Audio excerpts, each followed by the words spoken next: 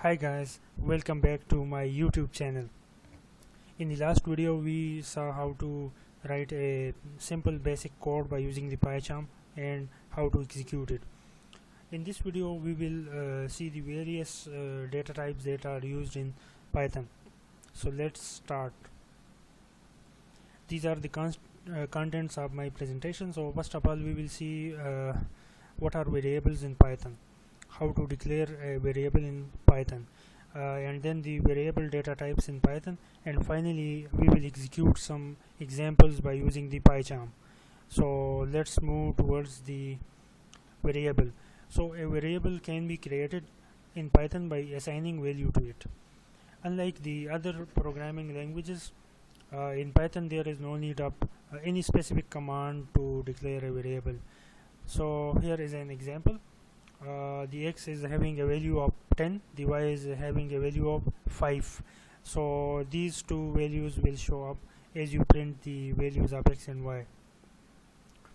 Now there are various variable data types that are used in Python, such as numbers, list, tuple, strings, dictionaries, and sets. So let's move towards the PyCharm. Let's open the PyCharm to execute some examples.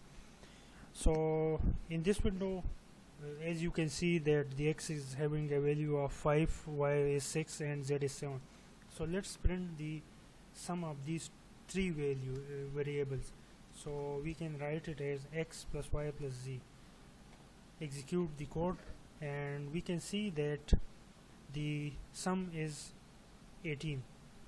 Now if let's suppose the values are decimal, so again let's assume that these are floating values are decimals. Again execute the code. So we can see that the compiler has returned the value as this thing. Now the value can also be complex, so let's assume that the values are complex. Now again execute my code.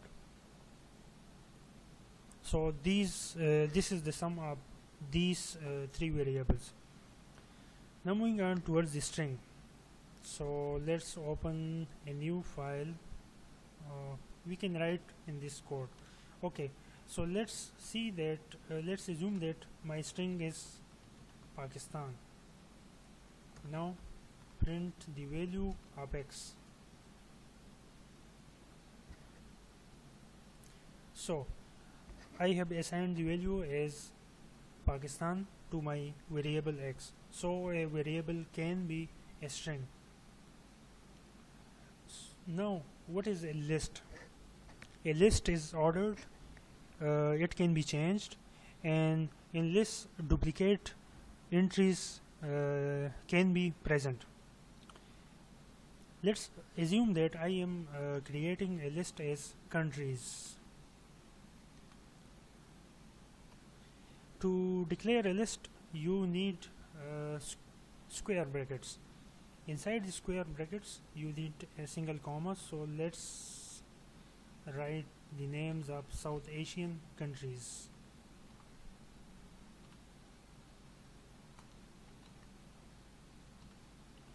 Pakistan, India, Afghanistan. Oh sorry, I forget to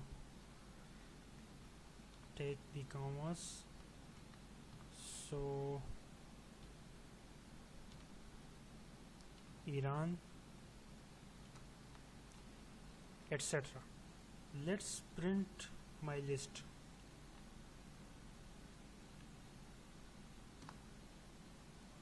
Whenever I execute this code, I will see that my list has been printed. These are the name of the countries. So this is the example of list. Now moving on towards the dictionary.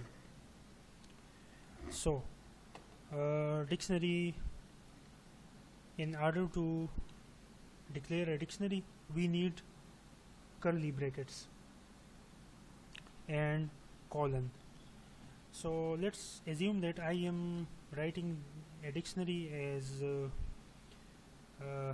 I am creating a dictionary which contain entries from A to C. So let's assume that I am alphabets. I am naming my dictionary as alphabets. Now A is for apple, B is for ball. Sorry, I forget to write the commas after the separate entity, and C is for cat.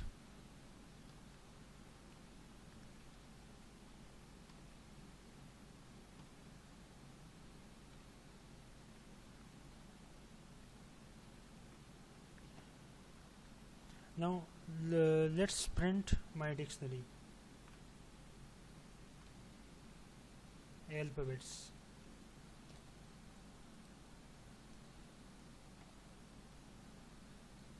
So as you can see that my dictionary has been printed.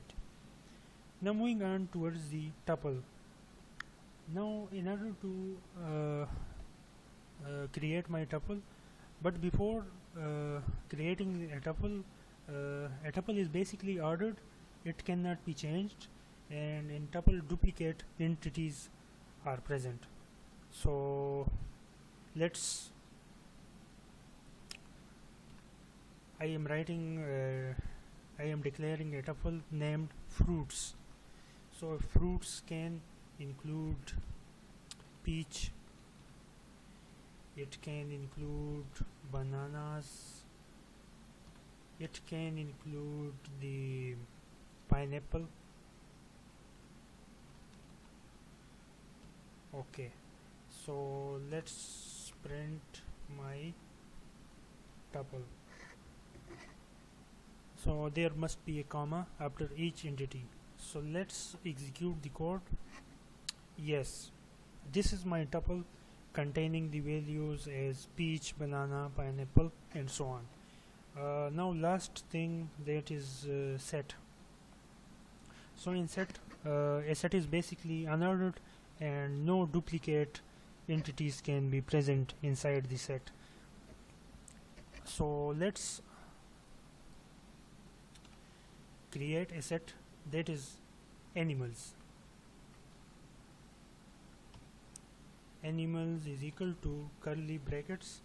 Inside the curly brackets you need to take the double commas. So animals can include the snakes, it can include monkeys,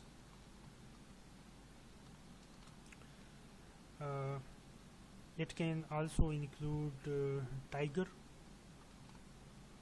and so on. So let's print my set.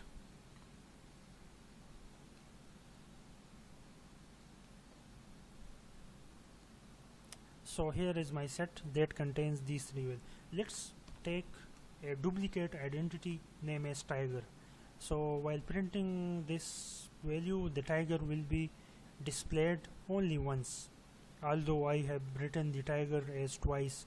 But since there are no duplicate entities inside the set, so therefore the compiler has returned only these three values.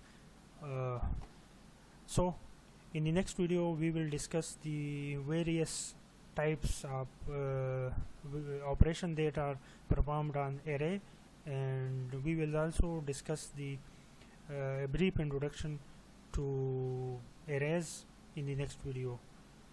So see you in the next video. Allah Hafiz.